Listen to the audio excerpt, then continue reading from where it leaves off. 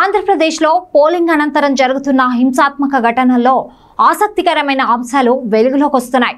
అనంతపురంలోని తాడిపత్రిలో కూడా ఇలాంటి ఘటనలు జరిగాయి.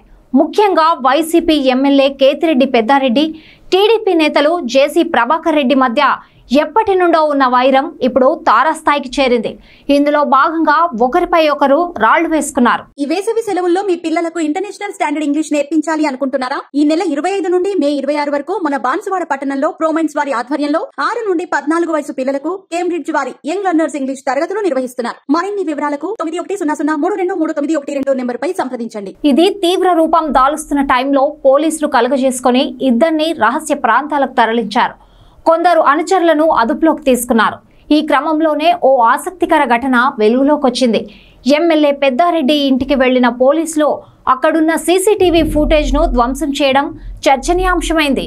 జేసీ ఇంటిపైకి దాడికి యత్నించిన వ్యక్తుల్లో కీలకమైన వ్యక్తి పెద్దారెడ్డి ఇంట్లో దాక్కున్నాడని, ఆయన్ని పట్టుకోవడానికే పోలీసులు ఆ ఇంట్లోకి ప్రవేశించేందుకు యత్నించారు. ఆ టైంలో తలుపులు, గేట్లు పగలగొట్టి ఆయన ఇంట్లోకి ప్రవేశించారు. అక్కడ ఉన్న సీసీటీవీ కెమెరాలను కూడా ధ్వంసం చేశారు. ఆ ఫుటేజ్ హార్డ్ డిస్క్లను కూడా తమతో తీసుకెళ్లారని ఎమ్మెల్యే పెద్దారెడ్డి ఆ రోజే చెప్పారు. ఇప్పుడు వెలుగులోకి వచ్చిన సీసీటీవీ ఫుటేజ్ చూస్తే అదంతా నిజమని తెలుస్తోంది. అయితే పోలీసులు తీసుకెళ్లిన వీడియో ఫుటేజ్ ఇప్పుడు మీడియాకు ఎలా వచ్చిందని చర్చ నడుస్తోంది.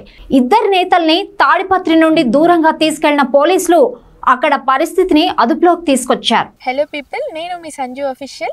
సో మనం వచ్చేసి ఎస్ఆర్ న్యూస్ని సబ్స్క్రైబ్ చేసుకుందాం, లైక్ చేసుకుందాం, మరికొన్ని అప్డేట్స్ కోసం వెయిట్ చేస్తూ ఉందాం.